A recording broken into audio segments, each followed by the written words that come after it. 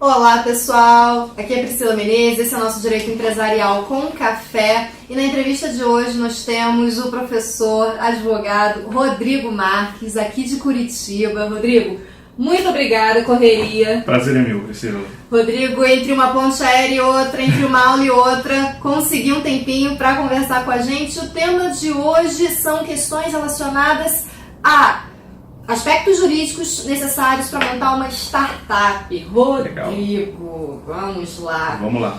Bom, geralmente, quando as pessoas procuram algum auxílio, alguma ajuda para começar a empreender, se for um profissional que não esteja muito antenado ou que esteja acostumado com essa área, ele vai pegar aquele contrato basicão. Da internet, de preferência. Da junta comercial, né? Que é um contrato básico, né? Que serve para qualquer um, por isso que ele está lá de modelo.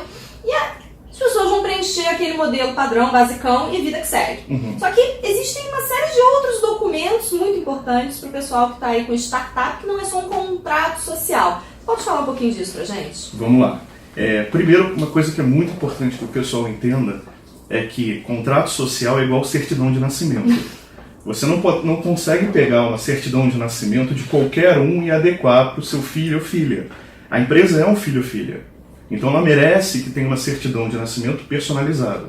Então esse é o primeiro aspecto. O contrato social de internet só serve porque é mais rápido, mas ele não é melhor. A coisa tem que ser personalizada. Fora disso, um documento que é completamente indispensável para esse pessoal de startup é o memorando de entendimentos. Por quê? Porque na hora que os 2 ou 3 ou quantos forem sócios estiverem ali com a ideia, há só empolgação. Né? Aquele momento em que está tudo lindo, tudo maravilhoso, vamos conquistar o mundo, vamos ser o próximo Zuckerberg. Só que, na verdade, isso passa muito rápido. Isso passa quando começam os perrengues que são normais de uma startup. Né? Não tem dinheiro, tem que pivotar às vezes, várias vezes, e quem não sabe o que é pivotar é mudar o plano completamente, às vezes. Muitas vezes ele vai ter que bater em muitas portas para ver se abre e consegue colocar a ideia. O memorando de entendimento serve para isso, para que eles alinhem direitos, obrigações, expectativas, quanto vai ser de participação de cada um, quanto cada um vai ter que trabalhar, qual momento eles vão fazer aquela virada de chave para realmente celebrar o contrato social, porque também não precisa ser num primeiro momento, até porque normalmente esse pessoal está fazendo com recursos próprios. Sim, da então, família. Às vezes tem aquele triple F, né, que é muito comum. Então, é muito comum que o pessoal negligencie esse documento, só que ele é muito importante. E outro documento que eu reputo absolutamente fundamental nesse primeiro momento é o acordo de confidencialidade, ou NDA, para o pessoal que conhece a sigla em inglês. Né? Muitas vezes a startup está lidando com uma tecnologia nova, ou um modelo de negócios novo, ou está tentando fazer alguma formatação nova de algo que já existe. E ela vai expor essa ideia para investidores, para parceiros, para outras pessoas que possam agregar naquele negócio. Nesse momento, se ele não tem um acordo de confidencialidade, para expor essa ideia, muitas vezes ele vai estar completamente descoberto e pode ser que tenha a ideia completamente roubada ou copiada por pessoas que não estejam bem intencionadas. Então, eu acho que esses 2 são fundamentais. Existem vários outros, mas são mais casuísticos. Esses 2 eu recomendo sempre, o MOU e o NDA. Agora, além dessa negligência, vamos chamar assim, né, em relação aos próprios documentos da startup, dessa empresa nova, também tem uma questão de uma informalidade muito alta com terceiros com quem eles se relacionam, com prestadores de serviço ou alguém que vai vender algum tipo de mercadoria. Esses contratos geralmente são muito informais. E quando dá problema... Quando dá problema, chama um advogado, né? Igual bate-sinal. Aí chama um advogado. A informalidade, ela é uma característica muito comum no meio desse pessoal que são os makers, né? A galera que está ali fazendo a coisa acontecer. Dentro do pessoal de tecnologia, então, isso é muito, muito habitual, porque é uma coisa mais ou menos assim, um está fazendo, aí daqui a pouco chama o outro, aí o outro chega, aí tudo vai fazendo muito rápido e o pessoal vai agregando, só que isso não é bom quando a gente está falando de uma espécie de negócio que está nascendo ali, né? A gente tem que sempre pensar o seguinte: se está nascendo um negócio, ele tem que nascer da forma correta. Sim. E a formalidade, ela é um dos requisitos de uma forma correta de um negócio. Então, desde o primeiro momento, é importante saber o seguinte: quem é sócio e quem não vai ser sócio, quem vai ser colaborador daquele projeto que está nascendo ali naquele momento. Porque o sócio, beleza, ele vai estar dentro do contrato social, de repente vai ser feito um acordo de sócios entre eles, ele vai estar no MOU, mas o colaborador não. E muitas vezes esse colaborador, ele está num primeiro momento, mas ele não permanece no projeto posteriormente. E aí você já começou criando um passivo trabalhista logo de cara, na saída do jogo já tem um passivo trabalhista. Então, o que eu sempre, quando eu estou prestando consultoria para as empresas, para as startups, uma preocupação que eu sempre tenho é dividir o time. Quem aqui é sócio, quem realmente tem participação societária e aí entra no risco do negócio, e quem não, quem está ali só prestando um serviço. Porque esse cara que está prestando serviço, ele desde o primeiro momento ele tem que ter um contrato. Seja ele um contrato de prestação de serviço, ele sendo uma PJ, né, através de repente ele tem uma PJ e ele presta serviço de desenvolvimento de software para várias outras empresas, ou seja ele um seletista, ele tem um contrato de trabalho propriamente dito. Só que quando tem um contrato de trabalho, tem que ter o cuidado de honrar as responsabilidades trabalhistas que a legislação determina. Que muitas vezes a pessoa pensa assim, muitos desses startupeiros, para usar a expressão que eles usam, eles são muito novos. Então eles não têm a visão da responsabilidade de contratar alguém. Sim. E aí nessa falta de visão, ou nesse desconhecimento da legislação, eles acabam achando que é só pagar o salário. Eu vou pagar o salário, de repente eu pago aqui o transporte e alimentação. E eu falo, não, tem muitas outras responsabilidades agregadas. A gente tem a obrigação de recolhimento previdenciário, tem a obrigação do FGTS, tem a obrigação do 13º, da férias. A gente sabe que vai para uns 80% a mais ainda baixo, né?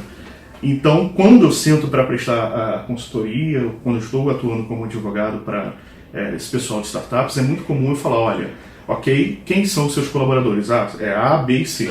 Então, A, B e C têm que ser tratados tais como se forem seletistas ou se forem prestadores de serviço. Mas isso é imperioso, tem que acontecer, porque senão já nasce com passivo trabalhista ali de cara e isso estoura em algum momento.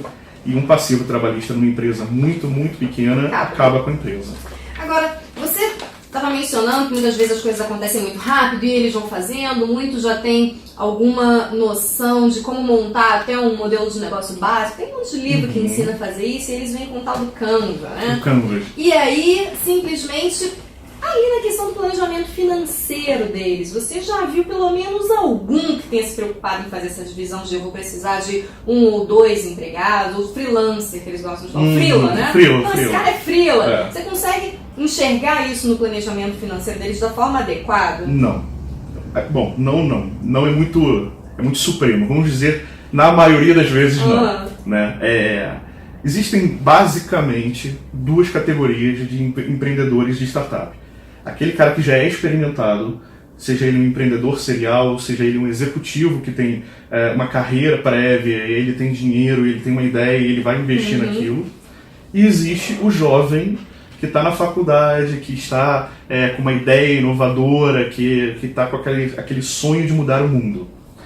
Esse cara experimentado, já maduro, ele tem essa preocupação. Ele divide o pessoal, ele divide quem vai ser o freela, quem vai ser o freelancer, que vai prestar um serviço pontual, quem vai ser um prestador de serviço mais assíduo. Ele consegue colocar isso dentro do Canvas.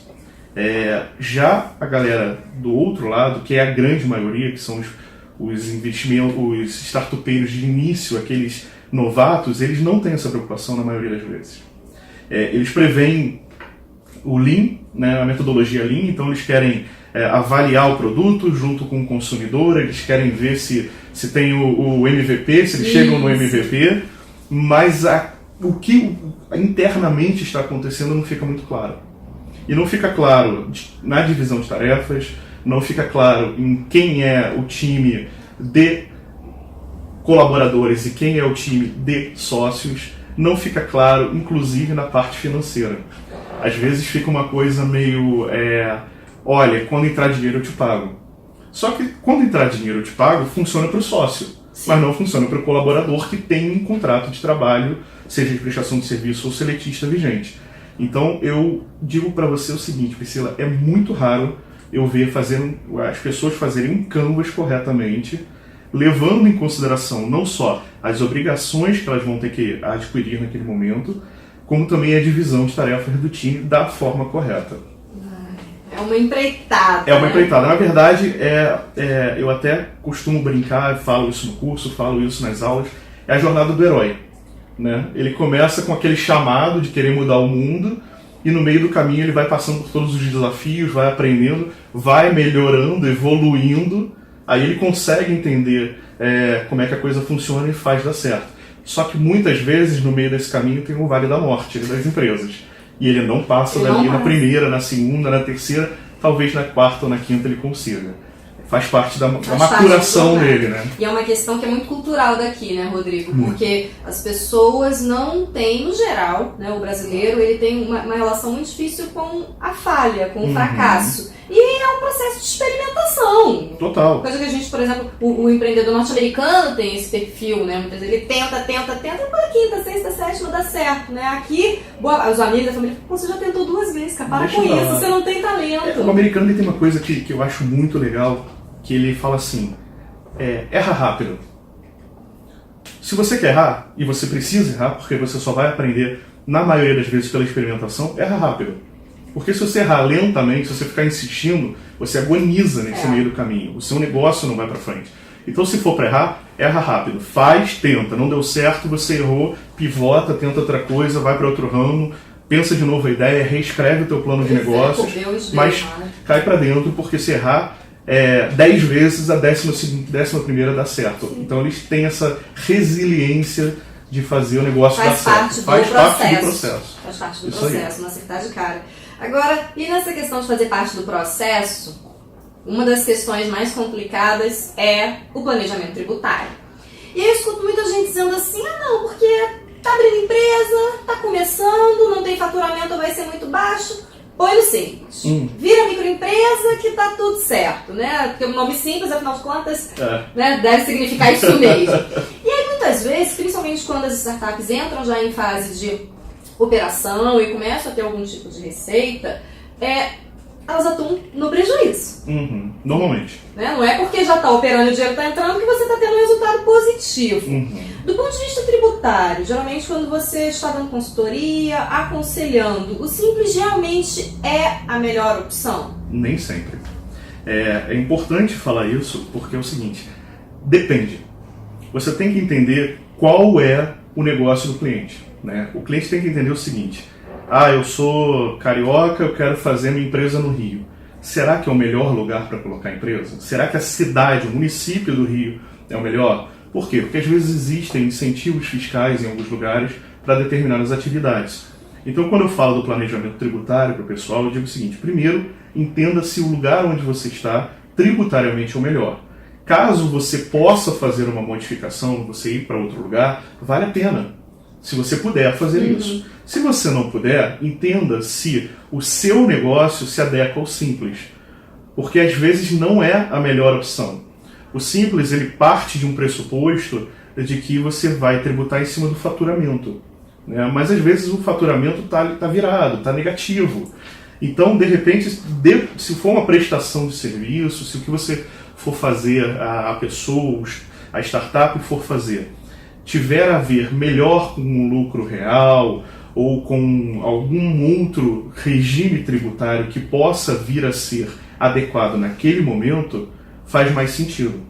Então, assim, o simples ele tende a ser a escolha número 1, porque ele reduz absurdamente as obrigações acessórias. Você só vai pagar a DAS. Né? Então o cara não precisa ficar se preocupando com aquele caminhão de tributos, aqueles recolhimentos em datas diversas. Ele vai se preocupar com a DAS. Então tem um quê de preguiça na adoção do simples. Mas não necessariamente é o melhor regime. Muitas vezes o simples ele tem que ser analisado, ele tem que ser visto se realmente, naquele caso concreto, ele tem a ver com a melhor opção tributária. Ou, se não, se for o caso, não tem mistério, adota um bom contador e ele vai fazer para você o adequamento das obrigações acessórias necessárias. Mas o planejamento tributário é completamente indispensável. É o que é o problema, né? Porque o simples é até mais fácil do próprio empreendedor controlar sozinho. Né? Ele busca uma assessoria ali num primeiro momento, faz o enquadramento, vê se entra, depois ele toca sozinho. A adoção de um outro regime já pressupõe um auxílio, porque ele tem que se concentrar na atividade fim dele. Sim. E aí, por conta disso, o pessoal já tem aquela formatação mental de vou pro simples. Só que não necessariamente. Tem dinheiro pro resto. Não, só que não necessariamente. Às vezes ele vai estar perdendo dinheiro no simples. E não só isso. Uma outra coisa que é importante pensar é o seguinte: existem startups que já nascem com empresas no quadro societário. Se tiver uma pessoa jurídica dentro do quadro societário, não pode se adequar no simples. Ela não pode estar enquadrada no simples. Se, por exemplo, tiver um investidor que já mora no exterior e quer aportar ali no primeiro momento, entrar como sócio no quadro societário, também não vai enquadrar no simples. Por isso que é necessário entender, cada caso é um caso. Tem que fazer um planejamento tributário, entendendo qual é a realidade daquela startup, montando as peças e aí ver, é simples ou não é um simples. Não é tão simples não é tão simples assim. Rodrigo, pra gente encerrar, eu tenho uma pergunta que você é a pessoa perfeita para responder. Vamos lá. Que é o seguinte: é muito comum na área de startup o pessoal precisar de um desenvolvedor de um software. Ele precisa do sujeito de TI. E muitas vezes, dependendo da complexidade do negócio, não se tem dinheiro para pagar esse profissional. E aí começam as propostas para que esse profissional de TI integre o time de sócios, porque é uma maneira de você não ter um desembolso naquele primeiro momento. Como é que você vê esse tipo de relação? Acontece muito nas consultorias que você dá? É saudável? Não é saudável? Como é que você vê essa relação? Isso é comum, mas eu não vejo com bons olhos. Por que eu não vejo com bons olhos?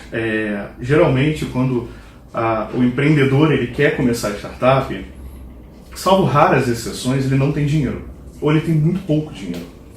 E aí ele começa a tentar agregar pessoas na troca de participação societária. O meu desenvolvedor vai ser meu sócio, o meu advogado vai ser meu sócio, porque eu não tenho dinheiro para pagar os honorários. Você aceita um equityzinho? Só que a gente tem que sempre lembrar o seguinte: é sociedade. E a sociedade, salvo se a gente estiver falando de uma empresa de capital, como uma sociedade anônima, onde tanto faz quem é o sócio, o que importa é a cota, a gente tem que ter o affect societate. Você tem que ter aquela coisa de eu quero estar com você nesse empreendimento. E na startup isso faz muito mais sentido ainda, porque a startup ela pressupõe um time muito envolvido, um time que está ali doando tempo, doando energia, doando trabalho, para na maioria das vezes, no primeiro momento, estar sendo muito mal remunerado, quando está sendo remunerado, né, quando ela está ganhando alguma coisa, e num segundo momento, quando aquilo vier a estourar, ele vai ganhar muito dinheiro. Só que aí começam as brigas, né? Tipo, o desenvolvedor é mais importante porque ele é o cara que domina o aplicativo, que é a base do negócio. Mas e o empreendedor daquele primeiro momento que teve a ideia, que pensou naquele modelo de negócios? Então eu não vejo com bons olhos isso, apesar de ser uma prática muito usual, porque eu costumo falar com todas as pessoas que eu assisto, atendo, e não só isso, até os curiosos que vêm conversar comigo, que não são poucos, que eu falo o seguinte: olha, pensa no seguinte, quem você quer do seu lado nessa empreitada? É uma caminhada, é uma jornada. Essa pessoa, na maioria das vezes, vai trabalhar com você muito tempo, muitas horas durante o dia, sábado, domingo, de madrugada. Se você for entrar num hackathon da vida, vai ficar varando noites aí, comendo pizza junto. Você quer essa pessoa no seu quadro societário? Porque uma coisa é ser um colaborador. O colaborador não deu certo, você dispensa e chama um outro. Agora, o sócio, para fazer uma exclusão de sociedade, não é algo fácil. Geralmente isso acaba indo para o judiciário, e a gente sabe que no judiciário não é a melhor opção em nenhum dos aspectos que a gente está acostumado a lidar na vida empresarial. Então, a juventude faz com que ele ache que todo mundo pode entrar, até porque existe um quê de economia colaborativa no ambiente de startups, de uma coisa meio open source, entra aí, vamos fazer todo mundo junto, mas isso não é saudável do ponto de vista empresarial, de um bom planejamento de negócios, porque tende a, em algum momento, alguém achar que é mais importante do que o outro, ou se sentir desvalorizado, ou achar que está sobrecarregado e o outro está só aproveitando. E aí, se não tiver esse affect societário, se não tiver essa questão de querer estar junto, se também não tem um acordo de acionistas ou um MOU. Porque soma-se a esse fato que geralmente as A questão relações da não informalidade, estão claras tudo só na desde o início. boca. Então, somado a tudo isso, a gente tem uma bomba relógio, que tá com o timer correndo, em algum momento ela vai explodir. Então, essa questão da informalidade é o pior dos cenários para um empreendedor que realmente quer ter uma carreira, que realmente quer fazer aquele negócio crescer. Quando a gente faz um estudo, a grande maioria das causas que levam ao fracasso de uma empresa estão relacionadas com aspectos societários, ou seja, da própria sociedade. Então, por aí a gente já vê que eles precisam mudar essa mentalidade deles de sair botando todo mundo no quadro societário porque não tem dinheiro para pagar. Não tem dinheiro para pagar, tenta fazer uma negociação inteligente. Postergar o pagamento, tentar esperar dar a primeira entrada e aí você entrega um bolo para a pessoa, tenta buscar um investidor, se for o caso, mas não sai botando todo mundo no quadro societário porque isso é muito perigoso. Receita pra dar errado. Receita para dar errado. Acabou que eu não expliquei porque que você era o ser humano perfeito para responder essa pergunta. O Rodrigo tem dupla formação na área de TI, na área do direito, trabalha muito com tecnologia. Daí essa pergunta pra gente fechar a Daí nossa a gente entrevista. está acostumadíssimo a ver isso. Deve até receber duplas propostas, né, Rodrigo? Duplas propostas. Na Poxa, parte vou pra TI cá ou vou e pra como lá. advogado. Rodrigo, muito obrigada. Prazer foi todo meu. Sei que você tá numa correria insana. Faz parte. Para bons convites a gente sempre tem tempo. Muito obrigada, pessoal. Esse foi o nosso Direito Empresarial com Café. Professor Rodrigo Marques, aqui de Curitiba, falando sobre aspectos jurídicos relevantes para a constituição de uma startup com sucesso. Eu espero que você tenha curtido muito. Eu encerro por aqui e vejo você na próxima entrevista. Até mais. Tchau, tchau, pessoal.